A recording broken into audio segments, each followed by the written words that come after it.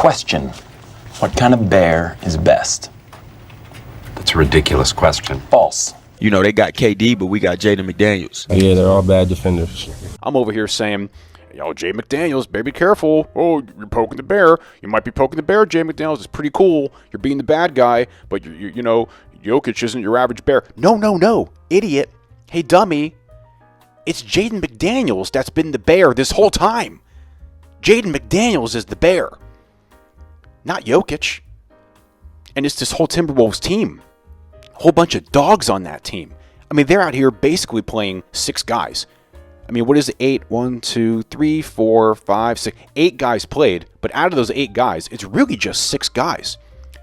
It's Julius Randle, Jaden, Rudy, Mike Conley, who's 38, Terrence Shannon, and Nas. Jalen Clark and Bones Highland only played 12 minutes and 9 minutes. Everyone else is out here playing huge minutes. So you basically have 6 guys out here beating Jokic. And I know, the Nuggets, they really, really miss Aaron Gordon. They really, really miss Peyton Watson because without them, I mean, they have no defense. I mean, they have no defense to begin with. Without Gordon and Watson, really, really no defense. But no excuse. Timberwolves, no Ant, no Dante. Dosunmu, he hurt his calf now. And, of course, the biggest piece that they're missing, New Jersey legend, Kyle Anderson, slow-mo. That's a huge loss as well. But, man, everybody's out here pulling their hamstrings and pulling their calf muscles. Guys, you got to start doing some yoga, man. I keep saying, you got to do yoga. Everyone should do yoga. But if you're an NBA player, do yoga, man. I started doing yoga a couple years ago, and I barely ever, oh, God, knock on wood. I shouldn't even say this. I barely ever have strains now when I play basketball because of yoga. Anyway, this Jaden McDaniels, Maroon, this guy talked his shit and he backed it up, and I have all the respect in the world for it, man. Aaron Gordon, the whole team, just go at them. They're all bad defenders. Yeah, they're all bad defenders. 32 points, 10 rebounds, 13 for 25 from the field, played 45 minutes, played amazing defense on Jamal Murray. Jamal Murray, I don't know what you're doing, bro. 12 points, inexcusable. Christian Braun, Jesus Christ, 1 for 4, 28 minutes. I think he got benched in the end. Oof, bad. Terrence Shannon, I had no idea that Terrence Shannon was that explosive. That one clip of him running up the court, dude takes 2-3 steps. He hits 19 miles an hour. Did you see that clip of him showing how fast he runs? 19 miles an hour. And not only it's not like he's doing it after 100 yards. He's hitting 19 miles an hour in 2 or 3 steps. His explosiveness and going downhill and attacking is just incredible. But they just played with so much more hunger and drive and determination and chemistry and all that stuff than the Nuggets did. And everybody showed up to the game wearing Dante's jersey. That's awesome. There's a real camaraderie with that team. Shout out to Rudy. Really, really containing Jokic for the majority of this series. Even the last 2 games. I mean, Jokic was really good these last 2 games, but, you didn't really get one of those monster games out of Jokic. Jokic did 28 points, 9 rebounds, 10 assists. It's like your standard Jokic game, but he didn't really have one of those monster postseason Jokic games. Hats off to Rudy. Hats off to this Timberwolves team. And against the Spurs, hopefully Rudy can contain Wemby like how he contained Jokic. We'll see about that. And man, just keep playing like a bunch of dogs. And then you have Anthony Edwards. Hopefully will come back in the middle of that series, and maybe the inexperience of the Spurs, I don't know, maybe you can make it a dogfight of a series. Nuggets, boy, oh boy, was I wrong about them. How about those Sixers? That's another team that has tapped into some awesome confidence, and a lot of it is because health. The Timberwolves, they're just like, F it, playing with reckless abandon. We got nothing to lose, and they're just playing loose and like a bunch of savages. Whereas you have the Sixers team who, they're healthy, finally. You got Paul George playing, and he's playing well. You got Embiid. He's doing his thing. We'll talk about the Sixers. But Celtics, man. I want to get to the Celtics first. Oof. Celtics. Man, I guess I did not realize some of the gaping holes in this team. I mentioned it a video or 2 ago. But, man, I did not realize some of the weaknesses with this Celtics team. Like, you know, we talked about it with their lack of a really good center. Vucevic, 2 points. Keita, 4 points. Not good. Not good.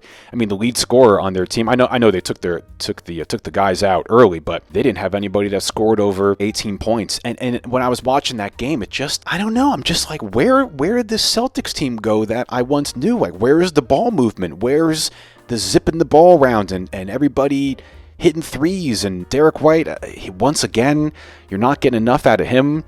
It's strange. And I was online looking at Celtics Twitter and looking at the Celtics Reddit to see what Celtics fans are saying. God, Celtics fans are just having a total nuclear meltdown right now. I mean, there's some people blaming Missoula.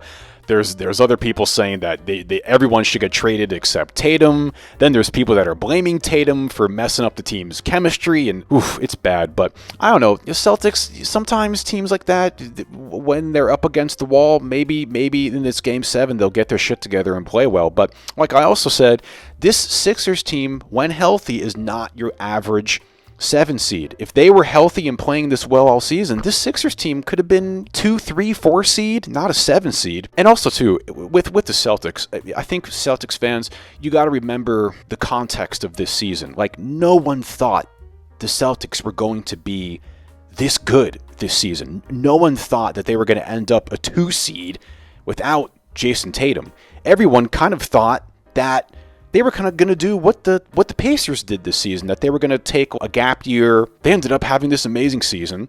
Jason Tatum came back a lot earlier than people thought. And yet, I don't know, they kind of still can't really get it together, it seems. But also, you know, give respect to the Sixers team. But I know that Nick Nurse, something that he was drilling into his guys is that you got to shoot. You got to shoot a lot. You got to get a high volume of shots up. And the Sixers have been doing that, and it's almost like they're kind of beating the Celtics at their own game, because we all know that big identity of the Celtics is getting a ton of shots up, getting tons of threes up. The Sixers seem to be mirroring that, and their defense has been great. Paul George, man, shout out to Paul George, because, you know, like, everyone was sort of really, really down on Paul George for a long time, and people were really hard on him, and you know, it was probably justified, I guess, but I love nothing more than a guy rising up from the ashes and bouncing back. And, you know, Paul George has been really good. I mean, 23 points, 4 rebounds, 3 assists, 2 steals, a block. He played great defense. Kelly Oubre has been great.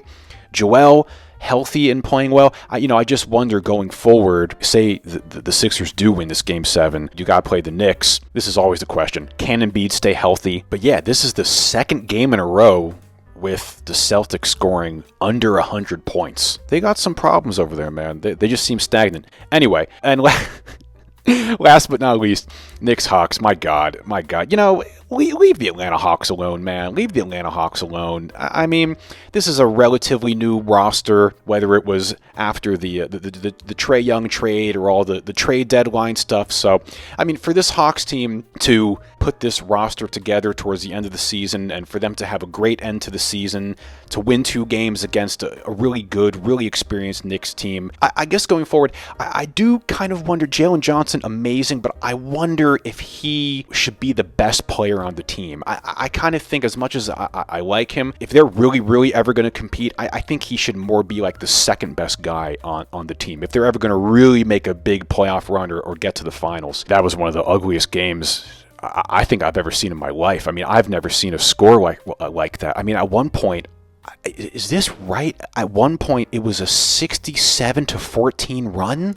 Is that true? I mean, they should have just canceled that game at halftime. The Knicks take this confidence, take this momentum, and whether you play the Celtics or the Sixers, take that confidence and bring it into that series. Mikal Bridges played great, and it doesn't matter that it was a blowout. Just the fact that guy saw the ball go into the rim, and the fact that he has his confidence up and back, that's a really, really good sign. Like I said in the previous video, the Knicks, they're going to need Mikal Bridges, just like I said, how the Celtics, like, they need Derek White. Something I've been wondering lately is why doesn't Karl Anthony Towns shoot more threes? That's something I'd like to see out of him. Because, I mean, I always hear this, he's the best big man center three-point shooter of all time, and then he averages like 4 3-point attempts per game. Also, OG, shout out to OG Anunoby. What a player he is, man. What a player. You have to have kind of like a nice balance between Jalen and Cat and OG on the offensive end, and just be a bunch of dogs on defense. But I gotta be honest, man, if I was a Knicks fan right now, I kind of would rather play the Celtics than the Sixers. This Celtics team, they have some gaping holes. And I think like Mitchell Robinson and Karl Anthony Towns, I mean, they could really give the Celtics a lot of problems. Okay, that's it. This video is long enough, and there's 3 more insane games today. So, awesome playoffs. This playoffs is ridiculous. I'm kind of looking forward to the second round, so there can be like a little bit of a breather in between games instead of like an onslaught of insanity every single day. All right, that's all.